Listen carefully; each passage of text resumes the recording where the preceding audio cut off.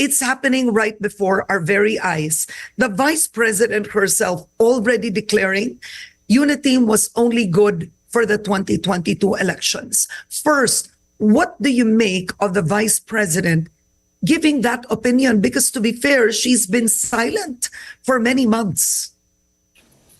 Nitong mga nakaraang buwan, I think she was trying to balance the attacks of her allies and families kay President Bongbong with her maintaining her position as Secretary of the Department of Education, which is the biggest department in our government.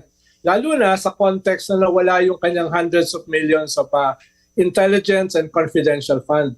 So to maintain her position, not only in government but in the public sphere, she has to maintain that very important position.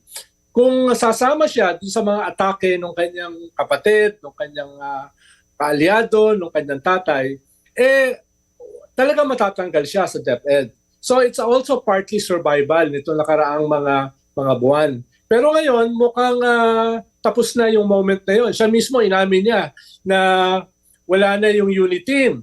Medyo nakakatawa lang dahil usually yung mga coalition na yan, they survive until matapos yung term. Dito, inaamin niya para lang sa election.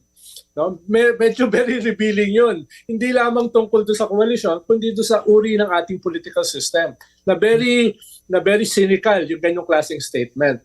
Pero katulad ng ating pinag-usapan last time, medyo marami nangyari since then eh. Halimbawa, just a few weeks back, bago pumunta ng Brunei, si President Bongbong Marcos, nagsalita siya 3 times. Nagsimula sa Philippine Military Academy na binanatan niya yung blatant destabilization. Tapos after no, nagsalita rin siya uli twice tungkol sa destabilization. Ibig sabihin nilaamin na niya yung dati pa nating sinasabi o dati pang nakikita ng maraming tao na nangyayari. May destabilization talaga na nangyayari. Kaya tingin ko kasama yon dito sa context ng pag-amin ni Vice President Sara Duterte na wala na or matagal nang wala yung Uniteam.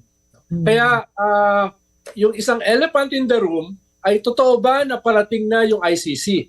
Kaya ganyan yung posisyon ng Vice President. Totoo ba na yung sinasabi nating existential issue para sa mga Duterte ay almost here na? Kaya ganyan yung kanyang public statement.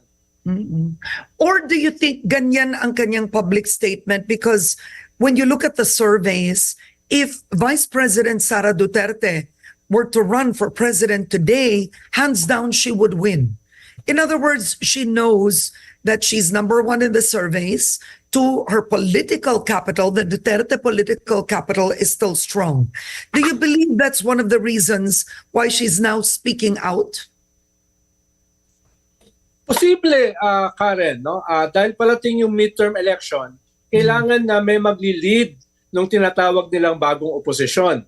Dahil yung mga allies nila sa Mindanao, sa Visayas, ay natatanggal na. So somebody has to consolidate yung kanilang nawawalang base.